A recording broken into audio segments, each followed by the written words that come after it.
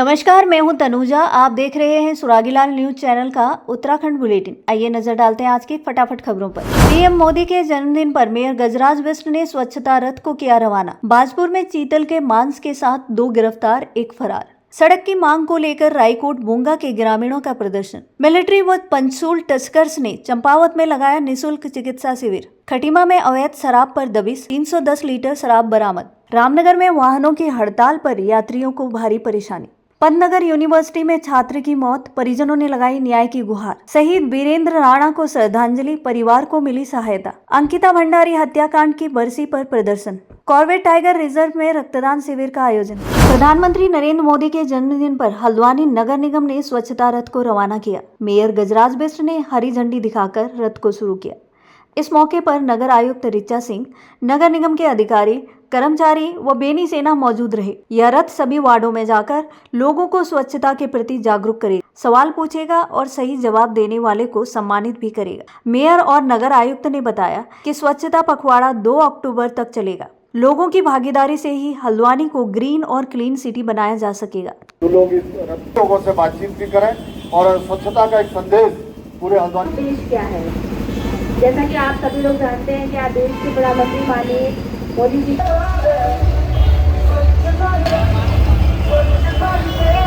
आसपास के लोगों को जागरूक करने के लिए हमने इस रथ को रवाना किया।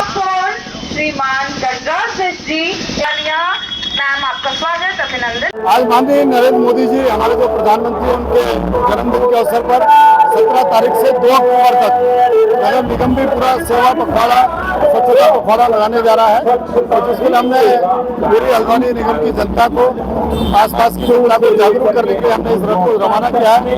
17 और 18 सितंबर को 2 दिन पूरे शहर में घूमेगा और जगह जगह लोगों से बातचीत करेगा, उनको जागरूक करेगा। पूरी हल्द्वानी की जनता से निवेदन करता हूँ इस स्वच्छता पखवाड़े में हम सबका सहयोग करें, हमारा साथ दें और इस हल्द्वानी को विकसित और सुंदर बनाने में अपना सहयोग प्रदान करें। प्रधानमंत्री जी जो मोदी जी के जन्मदिन के अवसर पर हम लोग को शासन से निर्देश प्राप्त हुए थे कि स्वच्छता पखवाड़े के रूप में इसको मनाया जाए।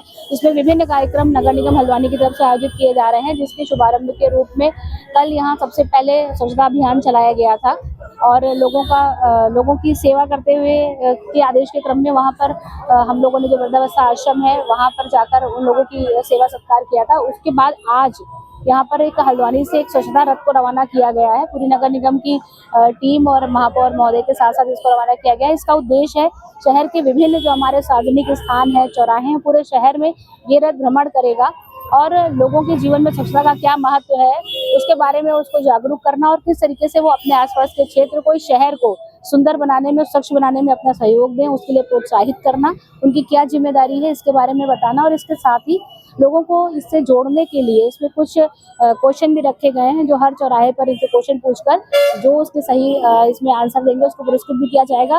एक ही उद्देश्य है कि लोगों को स्वच्छता के प्रति जागरूक किया जाए और अपने पर्यावरण प्रदूषण जो हमारा लगातार बढ़ रहा है, जो आपदाएं बढ़ रही हैं, उसको नियंत्रित करने के लिए और पर्यावरण को संतुलन करने के लिए उनको मोटिवेट किया जाए। रामनगर वन विभाग तराई पश्चिमी ने बाजपुर में छापामार कार्रवाई कर 2 लोगों को चीतल के मांस के साथ गिरफ्तार किया है, जबकि मुख्य आरोपी फरार हो गया है। यह कार्रवाई डीएफओ प्रकाश आर्य के निर्देशन पर की गई। मुखबिर की सूचना पर गठित टीम ने आरोपी जगत सिंह के घर छापा मारा, लेकिन वो मौके से फरार हो गया। 2 आरोपी पूरन सिंह और मान सिंह को 13.5 किलो चीतल के मांस के साथ पकड़ा गया। बरामद मांस को कब्जे में लेकर आगे की कार्रवाई की गई। वन विभाग ने बताया कि आरोपियों पर वन्य जीव संरक्षण अधिनियम के तहत मुकदमा दर्ज कर लिया गया है। डीएफओ ने साफ कहा कि वन्य जीवों का अवैध शिकार जैव विविधता और सामाजिक जिम्मेदारी दोनों पर खतरा है और ऐसे अपराध किसी भी हाल में बर्दाश्त नहीं किए जाएंगे। देखिए, आज सुबह लगभग 9:30 बजे के आसपास हमारी जो टीम है, सुरक्षा बल की टीम है, उसके द्वारा एक ग्राम भूड़ी है इटौआ के पास, जो कि हमारे बन्नाखेड़ा रेंज के अंतर्गत आता है। वहाँ पर एक जगत सिंह उर्फ जगता है, पुराना एक अपराधी है काफ़ी, और काफ़ी उसमें अवैध कटान के मामलों में भी और अवैध शिकार के मामलों में भी काफ़ी समय से वो जो है वांछित है और पहले भी कई बार हमने उसके खिलाफ कार्रवाई की थी। तो उसके घर पर छापा मारा तो उसके घर से चीतल का, जो हमारा शेड्यूल 2 का प्राणी है, उसके चीतल का मीट लगभग 13.5 किलो बरामद हुआ उसके पास से। और उसके साथ में जो घर में 2 लोग और थे जिनको गिरफ्तार किया गया है। जगता मौके का फायदा उठाकर भाग गया, वो जो है उसको गिरफ्तार नहीं कर पाए हम लोग, लेकिन उसकी तलाश में दबिश दी जा रही है लगातार, और वो संभवतः उसको भी हम लोग गिरफ्तार कर लेंगे। लेकिन और जो बाकी 2 लोग उसमें पकड़े गए थे उनको जेल भेजने की कार्रवाई की जा रही है। ये वाइल्ड लाइफ एक्ट जो है हमारा, उस वाइल्ड लाइफ एक्ट की धाराओं के सुसंगत धाराओं के अधीन इसके विरुद्ध कार्रवाई की जा रही है। चंपावत जिले में आज भी बीमार और गर्भवती महिलाओं को डोली में अस्पताल पहुंचाना मजबूरी बनी हुई है। लोहाघाट विधानसभा के रायकोट बुंगा गांव में 80 वर्षीय बुजुर्ग विक्रम सिंह बिष्ट को तबियत बिगड़ने पर ग्रामीणों ने 3 किलोमीटर तक डोली में अस्पताल पहुंचाया। ग्रामीणों का कहना है 15 साल पहले विधायक निधि से सड़क काटी गई थी, तब से लेकर आज तक किसी ने सुध नहीं ली है। बरसात में सड़क जानलेवा बन चुकी है और चौपहिया वाहनों की आवाजाही पूरी तरह ठप है। आक्रोशित ग्रामीणों ने विधायक और जनप्रतिनिधियों पर झूठे आश्वासन देने का आरोप लगाते हुए चेतावनी दी है, अगर सड़क सुधरी नहीं तो वह 2027 विधानसभा चुनाव का बहिष्कार करेंगे और प्रत्याशियों को गांव में घुसने नहीं देंगे। विकास बोल रहा है तो मैं ये कहूँगा कि पूर्णतः कतई आज़ाद नहीं है। हमको ग्रामीणों को अनेक समस्या झेलनी पड़ रही हैं और इसकी सुध प्रशासन द्वारा ली जाए, और हमारे मुख्यमंत्री श्री पुष्कर सिंह धामी और हमारे भारतीय जनता पार्टी कांग्रेस के नेता और हमारे ऊपर प्रधानमंत्री नरेंद्र मोदी जी ये इस वीडियो को देखें और हमें इसका प्रतिफल दें। उनका सर, हमने कई बार उनको यहाँ पे अपने गांव में बुलाया और उन्होंने केवल आश्वासन मात्र टोटका देकर हमें बहला फुसला दिया। उसके बाद हमारी मांग को पूरा करना तो दूर, न भारतीय जनता पार्टी के विधायक न कांग्रेस के विधायक कोई भी नेता आया, वह दोबारा मुड़कर इस गांव की तरफ आया ही नहीं। तो आज जो बुजुर्ग है उनको कितना किलोमीटर आप जो डोली पर लेके गए? मांग क्या कि हमें रोड दें, आज दें, अभी दें, हमारी मांगे पूरी करो। अगर रोड नहीं तो वोट नहीं, और आने वाली विधानसभा चुनाव के लिए पूर्ण तरह बहिष्कार होगा। और हमारी मांग को पूरा नहीं किया गया तो हम जिला स्तर में भी और आगे में उग्र आंदोलन की चेतावनी देते हैं और आंदोलन के लिए हम तैयार हैं। सर, आप देख रहे हैं जैसे हमारे रोड की हालत देख ही रहे हैं, इसमें कि लगातार पेड़ हो गए, पत्थर हो गए, सब चीज़ का खतरा ही खतरा है सर। बच्चों का आना जाना हो गया, स्कूल का आना जाना है, जैसे हमारी जो महिलाएं होती हैं उनका आना जाना है, सबका है सर। इस रोड में हमें खतरा है, सिर्फ इस रोड में हमें सिर्फ बारिश आती है, सिर्फ इस रोड में ही खतरा ही महसूस होता है सर। तो आज देख रहे हैं कि हमारे बुजुर्ग हैं जिनको सुबह आज हम कितना 3 किलोमीटर लगभग 3 किलोमीटर के उसमें डोली से लाए, जिनकी तबीयत खराब हुई थी, मैं मुख्य मार्ग तक लाए, वहाँ से फिर गाड़ी में ले गए थे। तो शासन प्रशासन से हमारा यही अनुरोध रहेगा कि हमारे सिर्फ एक ही मांग है, विगत 15 सालों से एक मांग है सर, आज की बात नहीं है, विगत 15 साल हो गए। 15 सालों से हमारी एक मांग है कि हमें रोड चाहिए, बस रोड ही है। ठीक, धन्यवाद। मेन समस्या हमारी रोड है सर। श्रीमान मुख्यमंत्री जी से भी हमारी खास अनुरोध रहेगा, डिस्ट्रिक्ट मजिस्ट्रेट सर से भी हमारा अनुरोध रहेगा कि हमारी रोड की सुध लें सर। सर, इसमें अगला कदम हमारा उग्र आंदोलन रहेगा। जी बिल्कुल 2027 में बिल्कुल वोट बहिष्कार रहेगा सर। ठीक, धन्यवाद। तो बहुत है सर, जाने के लिए, बच्चों के लिए स्कूल जाने के लिए सभी समस्याएं तो हैं। जैसे आज देखा कि बुजुर्ग को हम अस्पताल ले गए डोली में बिठा के, अगर ऐसा नहीं होता, अगर हमारे गांव में इतने आदमी नहीं होते, कौन ले जाता उनको? अगर कोई अनहोनी हो जाती क्या होता? जैसे कि पहले दिन स्कूटी बही, रोड ना होने के कारण कितनी दिक्कत आती। तो इसमें दुर्घटना को हर दिन खतरा बना रहता है। इसमें हल्की बारिश आई वैसे खतरा, और पत्थर गिर रहे हैं वैसे खतरा, पेड़ पड़े हैं आप रास्ते में देख के आए होंगे वैसे खतरा, हर जगह खतरा बना रहता है। तो हमारी यही मांग है कि रोड को जल्दी अपने उसमें लें और पक्की करें इसको। चंपावत में सेना की पंचसूल ब्रिगेड और 161 मिलिट्री हॉस्पिटल पिथौरागढ़ ने संयुक्त रूप से एक बड़े निशुल्क चिकित्सा शिविर का आयोजन किया। शिविर में 300 से अधिक पूर्व सैनिक, उनके परिजनों और स्थानीय ग्रामीणों का उपचार किया गया। मुख्य अतिथि फैमिली वेलफेयर ऑर्गेनाइजेशन पंचसूल ब्रिगेड की वरिष्ठ निर्देशक श्वेता पठानिया ने शिविर का उद्घाटन किया और वीर नारियों का सम्मान करते हुए उनके बलिदान को नमन किया। शिविर में सामान्य स्वास्थ्य जांच, नेत्र परीक्षण, नेत्र रोग परामर्श और जीवन शैली संबंधी बीमारियों की जांच की गई। मरीजों को निशुल्क दवाएं और जरूरतमंदों को चश्मे भी वितरित किए गए। पूर्व सैनिकों और परिजनों ने कहा, यह पहला दूरस्थ पर्वतीय क्षेत्र के लिए जीवन रेखा साबित हुई है। सेना और नागरिकों के बीच गहरे संबंध का यह प्रमाण है।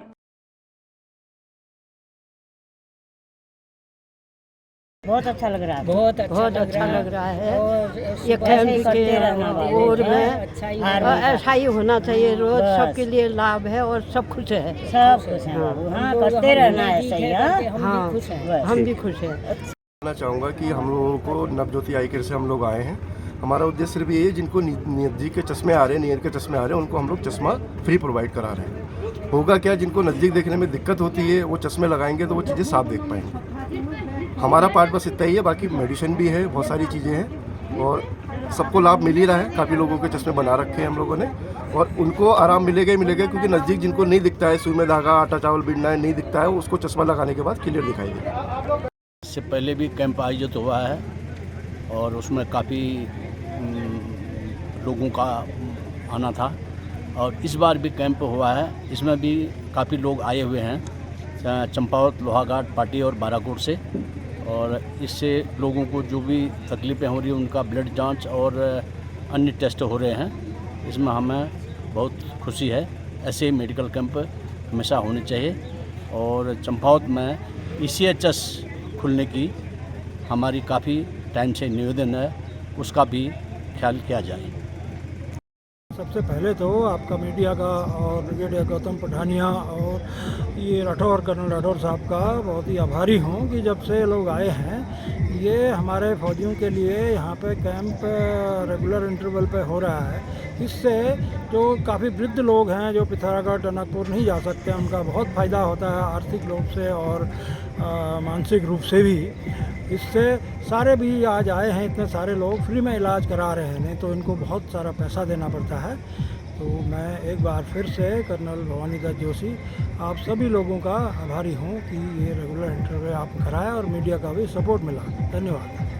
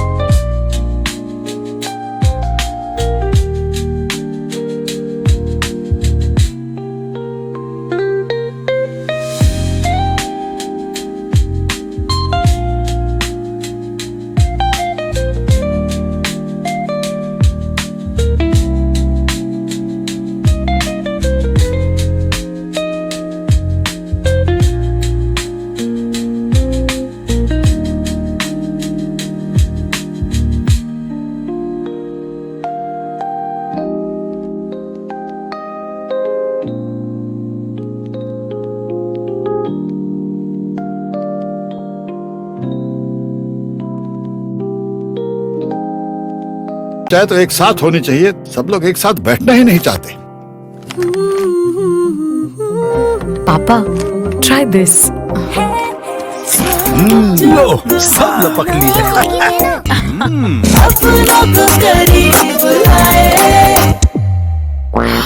ये क्या हाल कर दिया है रूम का? बस कल से चाय कल से चाय मेरे रूम में। देवर पान नमकीन उधम सिंह नगर के खटीमा में विशेष प्रवर्तन अभियान के तहत आबकारी विभाग ने अवैध शराब के खिलाफ कड़ी कार्रवाइयां की। रगुलिया गांव में छापेमारी कर टीम ने 310 लीटर कच्ची शराब बरामद की है, जबकि एक आरोपी मौके से फरार हो गया। कार्रवाई के दौरान एक मोटरसाइकिल, 40 लीटर शराब, 40 पाउचों में 20 लीटर शराब और बनगांव जंगल में 2 भट्टियां तथा 5000 किलो लहन नष्ट किया गया। हमारी जो कमिश्नर हैं अनुराधा पाल मैडम, उन्होंने जो भी समीक्षा बैठक करी थी अभी पिछले 15 दिन पहले, पखवाड़े पहले, तो उन्होंने देखा था कि उधम सिंह नगर जिला, हरिद्वार जिला जो है बड़ा कच्ची शराब का और बाहरी राज्यों की शराब का जो है केंद्र बिंदु बनता जा रहा है। चोरी छिपे वहाँ पे शराब आ रही है और आती भी है। तो उन्होंने अधिकारियों की ड्यूटी 4 जनपदों में लगाई है। उसी क्रम में जिस ऑफिस में मैं कार्यरत हूँ, कुमाऊं मंडल के ज्वाइंट कमिश्नर ऑफिस, हमारे ज्वाइंट सर हैं के कांटपाल जी, उनकी और मेरी ड्यूटी 10 तारीख से लेकर 21 तारीख तक उधम सिंह नगर जिले में लगाई है। और उधम सिंह नगर जिले में पिछले 10 तारीख से 10 सितंबर से हम लोगों का अभियान चला हुआ है और रोज़ पर डे उसकी मॉनिटरिंग खुद कमिश्नर मैडम कर रही हैं। पूरे ज़िले में लगभग हमने अभी ये 4-5 दिनों में लगभग 1,500 से 2,000 लीटर कच्ची शराब पकड़ रखी है और लगभग दर्जनों भट्टियां नष्ट कर दी हैं। बाहरी राज्य की चंडीगढ़ मार्ग का शराब हमने एक रुद्रपुर के अंदर एक स्विफ्ट डिजायर कार में पकड़ी है और उसमें उसके माध्यम से कोई बड़ा और भी कोई माफिया यहाँ है उस तक पहुँचने का हम प्रयास कर रहे हैं। और यूपी की भी शराब जो है वो भी पकड़ी है। तो लगातार अभी हमारा ये अभियान आगे को भी जारी रहेगा। लगभग खटीमा क्षेत्र में भी मैं 2-3 दिन खुद लीड करने गया था। काफ़ी मात्रा में यहाँ भी हमने शराब पकड़ी है और हमारा फोकस अन्य राज्यों की शराब पर इस समय ज़्यादा है। और अभी हमने एक रुद्रपुर के अंदर जो बाहरी राज्य की शराब पकड़ी है, अभी उसके अलावा भी और भी कोई ऐसा हमें इनपुट मिलता है तो उस पर हम तुरंत कार्रवाई करेंगे, तुरंत उसको पकड़ेंगे। हाँ, कल ही हम यूपी बॉर्डर पे गए थे। एक पोलीगंज पड़ता है मझौला, उत्तर प्रदेश और यूपी के बीच में। उसके बाद फिर हमारी सीमा आती है उत्तराखंड की। वहाँ 2 गांव हैं, रगुलिया और बनगांव। बहुत भारी मात्रा में वो लोग शराब का निर्माण करते हैं, कच्ची शराब होममेड बनाते हैं। वहाँ पर भी हमने भट्टियाँ तोड़ी और काफ़ी मात्रा में शराब हमने बरामद करी है, 350 लीटर। और 4 एक्यूज्ड को हमने उसमें नामजद किया हुआ है। एक फरार है, एक बाइक हमने सीज की है। कल का ही वो काम है। और पूरे ज़िले में कल लगभग 1000 लीटर के करीब हमने शराब पकड़ी है पूरे जनपद उधम सिंह नगर में। रामनगर में कॉमर्शियल वाहनों की हड़ताल से गुरुवार को यात्रियों को भारी परेशानी का सामना करना पड़ा। यहां तक कि कॉर्वेट पहुंचे पर्यटकों को भी दिक्कतें झेलनी पड़ी। वाहन स्वामियों का कहना है कि पहले वाहनों की फिटनेस जांच रामनगर कार्यालय में न्यूनतम दरों पर होती थी, लेकिन अब इसे हल्द्वानी शिफ्ट कर दिया गया और फिटनेस फीस भी 3 से 4 गुना ज्यादा बढ़ गई है। इससे उनका खर्चा बढ़ गया। गुस्साए वाहन स्वामियों ने चेतावनी दी है, अगर मांगे पूरी नहीं हुई तो 21 सितंबर से पूरे कुमाऊं मंडल में टैक्सी संचालन बंद कर दिया जाएगा। वहीं ब्लॉक प्रमुख मंजू नेगी और ज्येष्ठ ब्लॉक प्रमुख संजय नेगी ने आंदोलन को समर्थन देते हुए सरकार पर तानाशाही का आरोप लगाया है।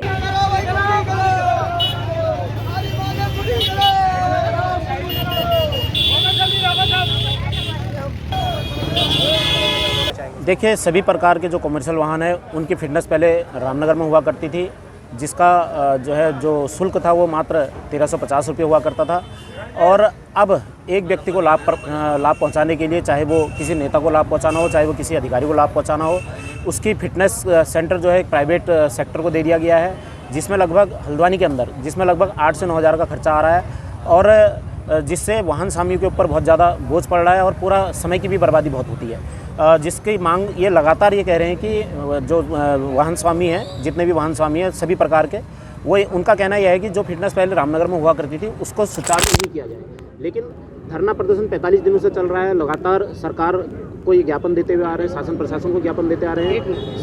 लगभग 45 दिनों से लगातार ये लोग मांग कर रहे हैं कि फिटनेस रामनगर में सुचारू की जाए, लेकिन शासन प्रशासन के कानून में जू नहीं रेंग रही है। आज सभी प्रकार के वाहन चालकों ने, वाहन स्वामियों ने यहाँ पे हड़ताल का ऐलान किया है और सभी प्रकार के जो कमर्शियल वाहन हैं उन्होंने चक्का जाम किया हुआ है। सब ने जो है हड़ताल की है और जगह जगह पे गाड़ियों को नहीं चलने दे रहे हैं, जिसको लेकर रानीखेत रोड में भी हम जो है धरने पे बैठे हुए हैं। आज पंचायत प्रतिनिधि, ब्लॉक प्रमुख सहित हम सभी लोग यहाँ पे इनके धरने को समर्थन देने आ रखे हैं और 21 तारीख से पूरे कुमाऊं भर में सभी लोग इनको समर्थन दे रहे हैं। यदि सरकार ने हमारी मांग नहीं मानी और जल्द से जल्द फिटनेस रामनगर में शुरू नहीं की गई, वाहनों की फिटनेस रामनगर में शुरू नहीं की गई, तो रामनगर के एक बड़ा जन आंदोलन होगा रामनगर के अंदर। यहाँ पर रामनगर में टोटल 12 यूनियन है, जिसमें बसों से लेकर के truck, car, Gypsy, tempo, e rickshaw, Vikram, ये सभी लोग जो हैं इस हड़ताल में शामिल हैं। और ये जो हड़ताल है ये फिटनेस को लेकर के है। जो व्यवस्था रामनगर में पहले से चली आ रही थी उसे सरकार के द्वारा समाप्त करके हल्द्वानी फिटनेस के लिए भेजा जा रहा है और उसके तिगुने चौगुने दाम कर दिए गए हैं, जिससे हमारे रोजगार पर भी इसका फर्क पड़ रहा है। हमारा जो कारोबार है वो हमको छोड़ करके, सफारी छोड़ करके, सब छोड़ के हमको हल्द्वानी जाना पड़ा, जिसमें हमारा पूरा दिन खराब हो रहा है। मांग यह है कि दोबारा से फिटनेस जो है रामनगर ARTO ऑफिस में शुरू की जानी चाहिए और जो इसके दाम है वो दाम कम किए जाने चाहिए।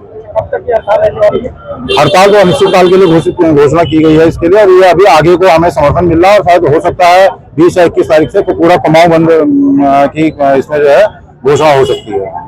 रजनीकांत पांडे मेरा नाम है। वाराणसी से रानीखेत जाना है हमको, लेकिन सुबह से खड़े हैं लेकिन साधन नहीं मिल रहा, बहुत साधन की दिक्कत है। प्राइवेट जो भी लोग का है बहुत दिक्कत हो रही है, सुबह से लोग परेशान हैं। पंतनगर यूनिवर्सिटी के छात्र नीरज की संदिग्ध परिस्थितियों में मौत के मामले में परिजन न्याय की गुहार को लेकर किच्छा विधायक तिलकराज बेहड़ के साथ कलेक्ट्रेट पहुंचे। नीरज के पिता छोटेलाल ने डीएम नितिन भदौरिया को बताया कि उनका बेटा बीटेक का छात्र था और हॉस्टल में संदिग्ध हालत में फांसी पर लटका हुआ मिला। परिजनों ने आरोप लगाया कि यूनिवर्सिटी के एक प्रोफेसर उसे लगातार परेशान करते थे। विधायक तिलकराज बेहड़ ने भी प्रोफेसर पर गंभीर आरोप लगाते हुए कहा कि छात्र अंग्रेजी में कमजोर था, लेकिन मदद करने के बजाय दबाव बनाया गया। उन्होंने मामले की मजिस्ट्रेट जाँच की मांग की है। डीएम नितिन भदौरिया ने परिजनों को आश्वासन दिया कि मामले की मजिस्ट्रेट जाँच कराकर न्याय दिलाया जाएगा। हॉस्पिटल पंतनगर किस ब्रांच में था नाम ठीक है। तो ये एजेंट्स अभी वो बार-बार ये इनसे कहती थी कि तुम नहीं, इसमें बहुत दुखद घटना हुई है और जो तथ्य लाए गए हैं उसको हम लोग देख रहे हैं। उसमें मैजिस्ट्रियल जांच कराई जा रही है। कोशिश ये की जा रही है कि ऐसी घटनाएं आगे भी फ्यूचर में ना हो, उनके लिए भी हम लोग कुछ प्रभावी कदम उठा सकें और इसमें पूरी चर्चा की जाएगी यूनिवर्सिटी प्रशासन से भी, और कुछ सुझाव लेकर कुछ ना कुछ अच्छा इसमें हम लोग सकारात्मक परिणाम लेकर आएंगे। ये जो यूनिवर्सिटी के अंदर बीटेक छात्र ने जो सुसाइड किया है, दरऊ का रहने वाला है, उसके पिताजी सब्जी का काम करते हैं और उसको कोई गंभीरता से नहीं लिया, ना तो पुलिस ने गंभीरता से लिया, ना यूनिवर्सिटी ने गंभीरता से लिया और उस लड़के ने सुसाइड कर लिया। आज कितने दिन हो गए, आज 1 हफ्ता होने जा रहा है, कोई कार्रवाई नहीं। उसमें प्रोफेसर उसका उत्पीड़न करती थी, वहां पे खड़ा करके टॉर्चर करती थी, ये उनके पिताजी का कहना है। उसके बावजूद उसकी रैगिंग होती थी। क्या कारण था? एक सुसाइड नोट कि मुझे माफ करना, उसमें कोई उसने इंग्लिश का हवाला नहीं दिया कि मैं इंग्लिश में कमजोर था। अगर कमजोर था तो आखिर काउंसलिंग क्यों नहीं की गई? प्रोफेसर ने, यूनिवर्सिटी ने बुलाकर, डीन ने, किसी ने भी बच्चे के साथ, उसके पिता के साथ, परिवार वालों के साथ काउंसलिंग करनी चाहिए थी कि आपका बच्चा नहीं पढ़ पा रहा। और ये कहना कि तुम्हारा एडमिशन क्यों हो गया, तुम चले जाओ, किसी और को मौका मिल जाएगा, सीट खाली कर दो, इस तरह का टॉर्चर उसको किया जा रहा था। उस टॉर्चर करने के बाद उसने आत्महत्या। टॉर्चर क्यों किया, उसके क्या कारण है, उसका उत्पीड़न क्यों हुआ यूनिवर्सिटी के अंदर? यूनिवर्सिटी की छवि खराब हो रही है। ना तो वाइस चांसलर इसको गंभीरता से ले रहे हैं, ना यूनिवर्सिटी गंभीरता से ले रही है। तो आगे अंतोगत आज हमें मजिस्ट्रेट जांच की मांग करनी पड़ी है।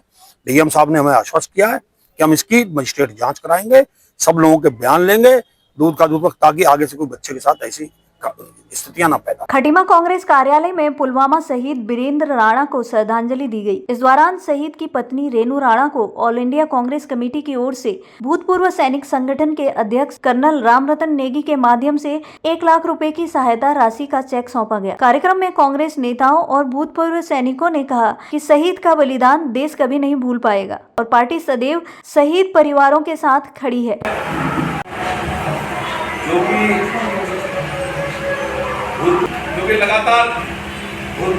जय हिंद साथियों, आज मैं अखिल भारतीय कांग्रेस की तरफ से, हमारे राष्ट्रीय अध्यक्ष मल्लिकार्जुन खड़गे की तरफ से, हमारा आदरणीय नेता राहुल गांधी जी की तरफ से और हमारे कर्नल रोहित चौधरी जो कि राष्ट्रीय अध्यक्ष हैं भूतपूर्व सैनिक विभाग के, उनके द्वारा जो सभी पुलवामा में 40 शहीद हमारे देश में हुए थे। आप सबको याद है फरवरी 2019 में एक आतंकवादी हमले के दौरान कॉन्वॉय के ऊपर हमला किया गया था, जिसमें हमारे सीआरपीएफ के 40 जांबाज जवान शहीद हो गए थे। क्योंकि कांग्रेस पार्टी हमेशा से ही सैनिकों के साथ रहती है, सैनिकों के मदद के लिए हमें तत्पर रहती है और उनकी हर जो परेशानियां होती हैं उनके जानने के लिए कोशिश करती है। यही जानने के लिए मुझको आज यहाँ भेजा गया है। मैं आज हमारे उत्तराखंड से हमारे जांबाज जो सिपाही शहीद वीरेंद्र राणा जी हैं उनके परिवार से मिलने के लिए आया हूँ। रेणु राणा जी मेरे साथ हैं, इनसे उनके हालचाल पूछने के लिए आया हूँ और अखिल भारतीय कांग्रेस की तरफ से एक छोटी सी धनराशि 1 लाख रुपए की उनको सिर्फ सम्मान के तौर पे देने के लिए मैं इधर आया हूँ। कोई भी धनराशि किसी शहीद के बलिदान के लिए ज़्यादा नहीं होती है, ये सिर्फ हमारा एक उनके प्रति एक सम्मान है जो कि हम उनको देना चाहते हैं। हम इस आज के दिन अपने सभी पुलवामा के 40 जो शहीद थे उनको श्रद्धांजलि देते हैं और हमारे जो उत्तराखंड के सपूत हैं जिन्होंने अपना सर्वोच्च इस देश के लिए बलिदान कर दिया है, श्री वीरेंद्र राणा जी को श्रद्धांजलि अर्पित करते हैं और उनके परिवार को ये हम विश्वास दिलाते हैं कि हम हमेशा उनके साथ हैं। किसी प्रकार की कोई अगर हमसे मदद की ज़रूरत है, हमारा जो खटीमा का कार्यकारिणी है, हमारे विधायक जी और हम हमेशा उसके तत्पर रहेंगे, हमेशा उनके साथ रहेंगे। सेवा पखवाड़े के तहत कॉर्बेट टाइगर रिजर्व में विशेष रक्तदान शिविर आयोजित किया गया। तराई पश्चिमी, रामनगर फॉरेस्ट डिवीजन और साइल कंजर्वेशन डिवीजन में वन कर्मियों ने बढ़ चढ़कर रक्तदान कर समाज सेवा का संदेश दिया। विधायक दीवान सिंह बिष्ट मुख्य अतिथि रहे। इस अवसर पर कॉर्बेट निर्देशक डॉक्टर साकेत बडोला ने कहा कि उत्तराखंड आपदा प्रभावित राज्य है, ऐसे समय में रक्तदान से जरूरतमंदों को जीवन मिल सकता है। नहीं चलेगा। भंडारी के हत्या हुई के आज 30वीं बरसी हम लोग यहाँ पर मना रहे हैं, लेकिन हम लोग देखते हैं कि जो अंकिता भंडारी की जो हत्या बेरमी से जो हत्या करी थी, आज भी उनके जो कातिल है वो खुलेआम घूम रहे हैं। क्योंकि स्पष्ट रूप से उनके परिवार का कहना है और पूरे उत्तराखंड में यह आंदोलन हो रहा है कि जो वीआईपी है उसका नाम जो है स्पष्ट किया जाए। लेकिन आज 3 वर्ष हो गए, आज तक जो है उस वीआईपी का नाम स्पष्ट नहीं किया गया है। ये साफ तौर पे है कि जो भी वो वीआईपी होगा कहीं ना कहीं सत्ताधार जो पार्टी है उससे जुड़ा हुआ व्यक्ति हो सकता है। लेकिन हम लोग देखते हैं कि निचली अदालत के द्वारा उनको आजीवन कारावास दिया गया है, लेकिन जो आरोपी पक्ष है वो जो है उच्च कोर्ट के शरण में गया हुआ है। लेकिन हमें है आशा कि ये वहां से जो है कुछ उसमें रियायत पा सकते हैं। इसीलिए आज पूरे उत्तराखंड के अंदर 30वीं बरसी के तौर पर पूरे उत्तराखंड की जनता ये आवाज उठा रही है कि जो हत्यारे हैं अंकिता भंडारी के, उनको जो है फांसी की सजा होनी चाहिए। इसी के बदौलत आज हम लोग भी यहाँ पर उपस्थित हैं। और दूसरी बात है कि जो डॉल्फिन के जो मजदूरों ने चाहे तो एक साथ होनी चाहिए, सब लोग एक साथ बैठना ही नहीं चाहते। पापा ट्राई दिस। लो सब लपक लिए।